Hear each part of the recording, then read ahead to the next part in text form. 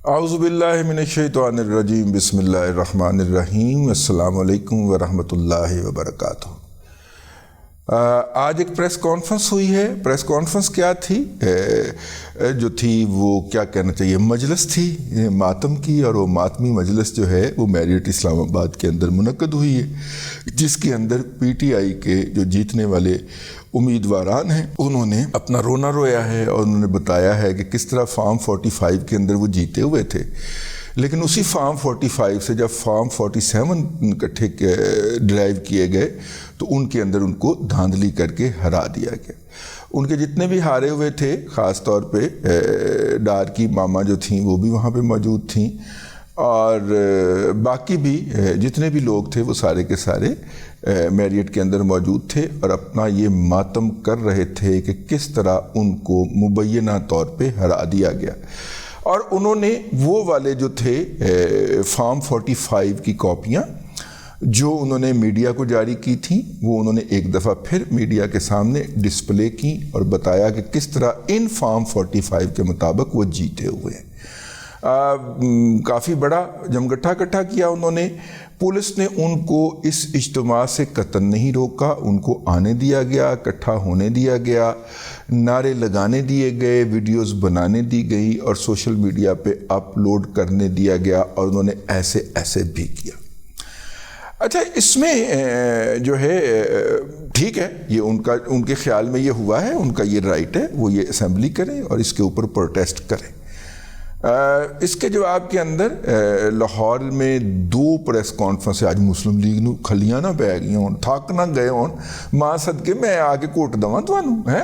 مسلم league نون والوں نے 2 press کانفرنسیں کی، ایک ملک احمد خان صاحب کی تھی، اور ان کے ساتھ میرا خیال عطا اللہ تارڑ بیٹھے ہیں، اور پھر عطا اللہ تارڑ کے ساتھ جو ہیں وہ بی بی بیٹھی ہیں، کیا نام ہے ان کا، مریم اورنگزیب، باجی مریم اورنگزیب جو ہیں، باجی مریم اورنگزیب بیٹھی ہیں، اور یہ 2 پریس کانفرنس سے اوپر تھلے 184 ایچ ماڈل ٹاؤن کے اندر ہوئی ہیں۔ اور جناب ہائے جرنلسٹوں کو سوالات کرنے کی بھی اجازت دے دی گئی ہے۔ بڑی گال ہے جناب، اتنا کام باجی، اتنا کام، ٹھیک ہے نا، سرویکس زیڈ جا کے کھائیے گا، اتنی انرجی آپ کی ضائع ہو گئی ہے۔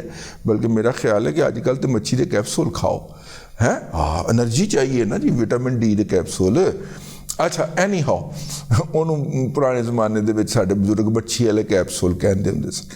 تو وہ جناب انہوں نے 2 پریس کانفرنس کی ہیں۔ پہلی پریس کانفرنس مولانا کے بیان کے متعلق تھی جو انہوں نے انٹرویو دیا ہے، وہ ملک احمد خان صاحب نے منعقد کی ہے، اور دوسری پریس کانفرنس جو ہے وہ ریلیٹڈ تھی اسلام آباد کے اندر جو نوحہ خوانی جاری تھی اور جو ماتم برپا تھا اس کا جواب تھا۔ اور انہوں نے یہ جواب دیا ہے کہ بھائی اگر آپ کے پاس اصلی فارم 45 ہیں تو آپ یہ فارم 45 الیکشن کمیشن میں کیوں جمع نہیں کرواتے؟ وہاں پہ جو فارم 45 آئے ہیں اور جو کہ آروز نے آ کے جمع کروائے ہیں، ان پہ آپ نے یا آپ کے نمائندے نے کوئی اعتراض نہیں کیا، اور انہی فارم 45 سے انہوں نے فارم 47 بنا کے تو نتیجہ اخذ کر دیا ہے۔ اگر آپ کے خیال میں آپ کے پاس جو فارم 45 ہیں وہ آپ نے درست تھے اور وہ فیک نہیں تھے، تو آپ کو الیکشن کمیشن کے ہاں اس کو جمع کروانا چاہیے تھا، پیش کرنا چاہیے تھا۔ اچھا، مزے کی بات یہ ہے کہ ڈار کی مما ہو یا کوئی اور ہو، یہ سارے لوگ جو ہیں یہ یہاں پہ شور ڈالتے ہیں فارم 45 کا، اور جب عدالت میں پیش ہوتے ہیں اور عدالت کہتی ہے کہ ہاں جی کس بنیاد پہ آپ کہتے ہیں کہ آپ جیت چکے ہیں، تو یہ جو سکرین شاٹ ہوتے ہیں مختلف ٹی وی چینل کے، اور آج کل تو سارے T V channel he P T I کے ٹی وی چینلز بنے ہوئے ہیں، جو مختلف سکرین شاٹس ہوتے ہیں وہ پیش کر کے کہتے ہیں جی یہ ٹی وی نے اناؤنس کیا تھا۔ اسلام آباد ہائی کورٹ کے اندر یہ ہو چکا ہے نا، تو پھر اسلام آباد ہائی کورٹ کے چیف جسٹس کو کہنا پڑا کہ ٹھیک ہے، آپ اسی ٹی وی چینل کے مالک کو کہیں آپ کا نوٹیفیکیشن جاری کر دے جس نے آپ کی کامیابی کا اعلان کیا تھا۔ مجھے یاد ہے اس طرح کے، ہم بھی میڈیا کے اندر رہے ہوئے ہیں، اس طرح کے مواقع کے اوپر ہمیں کینڈیڈیٹس کے فون آنا شروع ہو جاتے تھے، جیسے آج کل آ رہے ہیں کہ میرا نام جو ہے وہ فلانی منسٹری کے لیے ذرا آگے کر دیں، ڈسکس کر دیں اپنے ولاگ کے اندر۔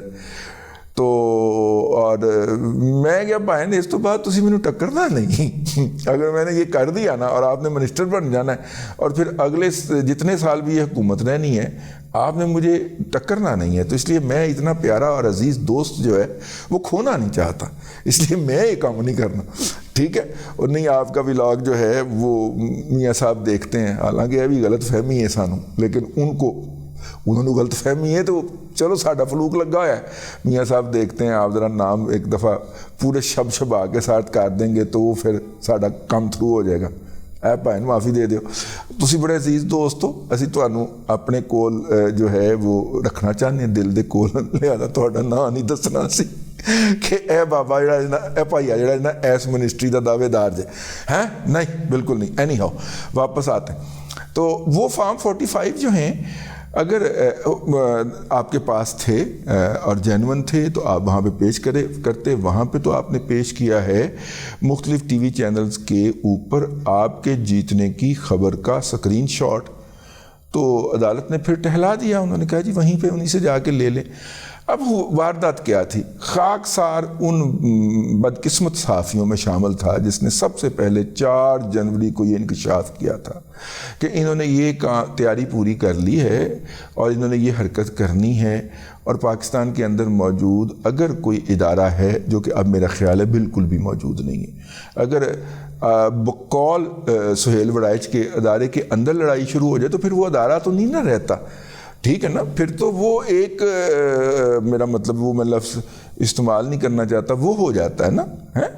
تو اگر سہیل وڑائچ صاحب درست کہہ رہے ہیں تو اگرچہ اکثر مجھے ان سے اختلاف رہتا ہے, وہ درست میں ان سے اختلاف کرتا ہوں, ہو سکتا ہے تب بھی وہ درست ہی ہوں جب وہ کہہ رہے ہوتے ہیں, لیکن ان کی بہت ساری چیزیں قابل اختلاف ہیں. اب فارم 45 جو ہیں میں نے اس وقت عرض کیا تھا کہ انہوں نے جعلی بنایا ہوا ہے, اور جعلی بنا کے تو انہوں نے فوری طور کے اوپر وہ پبلک کرنے ہیں. لیکن یہ میرے ذہن میں دماغ سے یا گلے سے نیچے بات نہیں اتر رہی تھی کہ یہ جعلی فارم 45 دے کے الیکشن کمیشن میں جب جائیں گے تو وہاں پہ تو یہ پکڑے جائیں گے. تو کہے گا ادھر آنا, وہ پھڑی ہی نا شاہ محمود قریشی دی صاحبزادی جیڑی سی, انہیں کہا کہڑے فارم 45 تو جیتی ہوئی ہیں, انہیں کہا اے ویکھو, انہیں کہا میرے خلاف جعل سازی کا مقدمہ کرو, جعلی فارم 45 بنا کے لے آئیے, ٹھیک ہے نا. وہ ذکر دبا گیا ساڈا میڈیا کہ شاہ محمود قریشی کی صاحبزادی جو ہیں ان کے خلاف جعل سازی کا مقدمہ ہوا ہے, وہ اس دن ہی وہ خبر آئی ہے, اس کے بعد دبائی دبوئی گئی.